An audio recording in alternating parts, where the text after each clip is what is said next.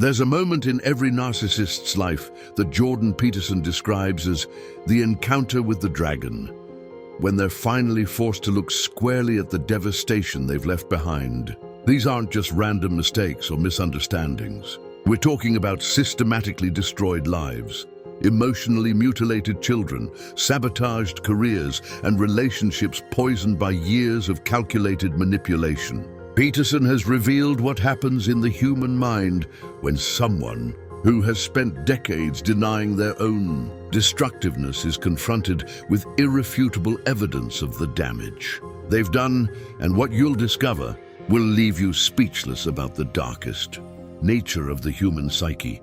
If you want to understand what's really going on inside a narcissist's mind when the mask falls, subscribe to the channel, like it, and comment below if you already suspected that one day this collapse would happen. Confronting harm isn't an event, it's a devastating psychological process that Peterson compares to Dante's Inferno. Imagine for a moment having to watch, as if it were a movie, every manipulation you've performed, every lie you've told, every person you've destroyed to protect your fragile ego. But it's not just watching, it's finally understanding with brutal clarity that you were the conscious author of every frame of this tragedy. Peterson, drawing on decades of clinical practice and the profound insights of Carl Jung's analytical psychology, discovered that narcissists develop what he calls defensive selective memory. They don't forget their destructive acts, they constantly rewrite them, creating alternate versions in which they are always victims or misunderstood heroes. But when this rewriting ability is broken, when they are forced to see reality unfiltered, the impact on their psyche is literally devastating.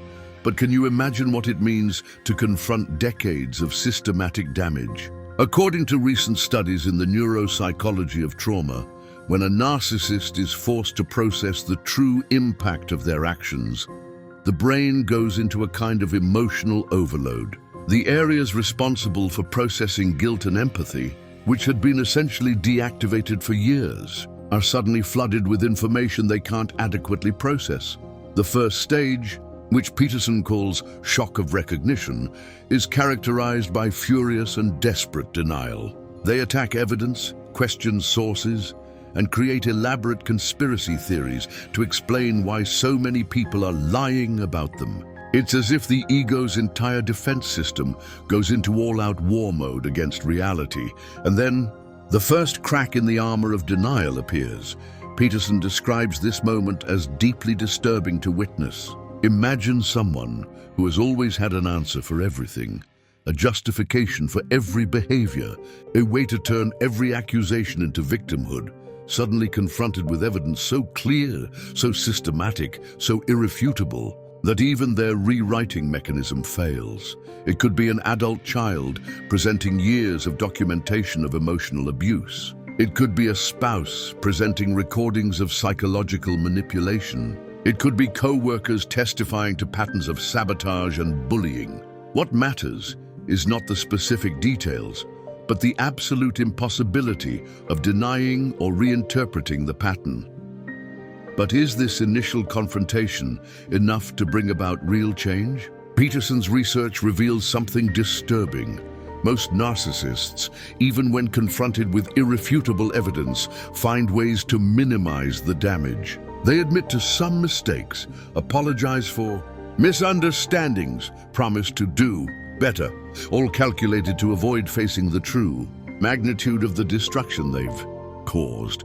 Can you tell when someone is minimizing their harm versus genuinely confronting it? Peterson draws a crucial distinction. Genuine confrontation comes with visceral horror. It's not performative sadness or calculated regret. It's an almost physical reaction of disgust and shock upon realizing the true extent of the suffering they've caused. Let us know in the comments if you've ever witnessed this genuine reaction of horror in someone confronting their own destructive behavior. The second stage, which Peterson calls the reckoning with specificity, is when they are forced to examine not just general patterns, but specific instances of harm. It's no longer maybe. I was a little difficult sometimes. I deliberately destroyed my daughter's self-esteem for years to maintain control over her. I sabotaged my colleague's promotion because I couldn't bear to see him succeed. I psychologically manipulated my spouse to the point where he needed therapy for severe anxiety. Peterson explains that this specificity is crucial because it forces the narcissist to confront not only the result of the harm, but also its intentionality. They must admit that they knew exactly what they were doing, that they deliberately chose to cause suffering to protect or promote their own ego. But what happens next will shock you deeply. Peterson has documented cases where narcissists, confronted with the specificity of their harm, attempt to negotiate a more acceptable version of reality. They admit to causing harm, but insist it was unintentional, that they had good intentions, that they were misunderstood. It's an even more sophisticated way of avoiding full responsibility. And here's the most terrifying revelation. According to Peterson, the ability to genuinely confront harm requires a psychological makeup that many narcissists simply lack. They literally lack the emotional resources necessary to process the magnitude of the suffering they've caused without suffering. A complete psychological breakdown. Can you imagine discovering that your basic psychological structure is inadequate to deal with the reality of who you really are? It's like discovering you lack the necessary organs to survive in the atmosphere of truth. Peterson describes this as existential incompatibility, the fundamental impossibility of continuing to exist as the same person while fully accepting the damage done. But let me tell you something that will completely change your perspective on confronting harm.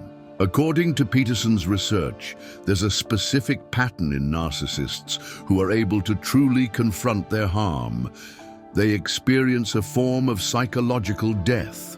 The personality that existed before the confrontation literally cannot survive.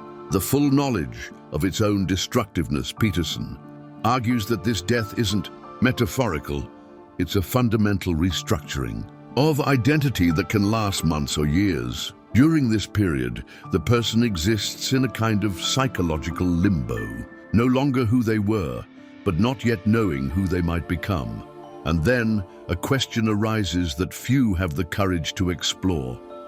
Is it ethical to force someone into this devastating confrontation? Peterson, with his deeply humanistic yet pragmatic perspective, suggests that the alternative, allowing them to continue causing systematic harm, is even less ethical. Sometimes, the most compassionate act is to force someone to see the full truth about themselves, even knowing it may destroy them psychologically. But here's something that will leave you completely disturbed. Peterson revealed that even narcissists who can fully confront their damage, who undergo psychological death and rebirth, who become genuinely different, even these rarely manage to adequately repair the suffering they caused. Some wounds are permanent. Some relationships are irrevocably broken. Some victims never fully recover. This means that true confrontation of harm comes with a component of existential despair.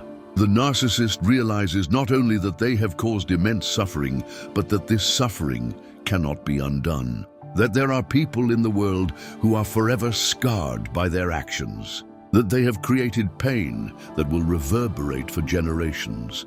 Peterson describes cases where narcissists, faced with the irreversibility of their damage, developed what he calls existential grief, a profound mourning not only for what they lost, but for what they irreparably destroyed in others. This type of grief can be paralyzing, leading to severe depression that lasts for years. Leave your thoughts below. Can someone recover psychologically after fully confronting the irreversible damage they've caused? Peterson's answer is complex. Some find a way to live with this knowledge, dedicating the rest of their lives to trying to minimize future harm and, when possible, contribute positively to the world. But many fail. Genuine guilt, when experienced by someone who has caused systematic harm for decades, can be literally unbearable. And here's something no one tells you about confronting narcissistic injury. It needs to be specific, detailed, and relentless to be effective. Generalities allow them to continue minimizing. Peterson often works with families, helping them document specific patterns of behavior, creating confrontations that are impossible to deny or reinterpret. But this process is extremely exhausting for those who undertake it. You essentially become an archivist of suffering, meticulously documenting every instance of manipulation, every pattern of abuse, every destructive consequence. It's work that can profoundly affect your own mental health. What you're about to discover will transform your understanding of justice and redemption. Peterson revealed a phenomenon he calls damage amplification. When narcissists confront their harm, they often discover the impact was far greater than they imagined. Behaviors they considered petty or justified have caused deep and lasting trauma in their victims. This amplification can be devastating because it forces the narcissist to recognize that they not only caused harm, but that they were completely insensitive to the true extent of that harm for years or decades. It's discovering that you are not only guilty, but guilty of far more than you even realized. Peterson also alerts us to something disturbing. Our current society makes genuine confrontation of harm extremely difficult. Cancel culture, political polarization, social media all conspire to create environments where people can avoid real confrontation while performing superficial accountability. This means we're creating systems where narcissists can appear to be dealing with their damage, while in fact avoiding any genuine confrontation with the real consequences of their actions. It's possible to build entire careers on this performance of false accountability. And here's the final question that will haunt you. If genuine confrontation of harm is so rare and so devastating, what does this mean for victims of narcissists? Peterson suggests that most will never receive the full validation they deserve, never see their abusers truly understand the impact of their actions. This places an immense burden on victims. They must find healing and closure without waiting for genuine acknowledgement from those who hurt them. It's a brutal reality, but Peterson argues that waiting for genuine confrontation from narcissists can keep victims trapped in cycles of hope and disappointment for decades. The solution, according to Peterson, is to focus on what can be controlled, maintaining firm boundaries, documenting patterns of behavior, and building support networks that validate victims' reality regardless of whether the abuser ever truly confronts their damage. If you've made it this far, you're probably beginning to understand the devastating complexity of the narcissistic psyche and the profound impact these individuals can have on the lives of others. In the next video, we'll explore something even more specific: how Jordan Peterson analyzes the breaking point, that precise moment when narcissists finally realize the pain they've caused. Subscribe to the channel and hit the bell, because this journey into the darkest depths of human nature is just beginning.